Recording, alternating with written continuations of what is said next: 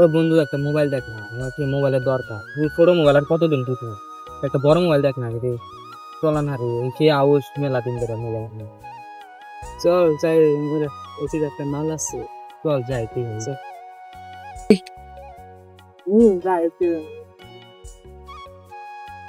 যাই মালটা যে পছন্দ নিস নি। কি গছ, আমার তো দেয়া পয়সা কিছু না।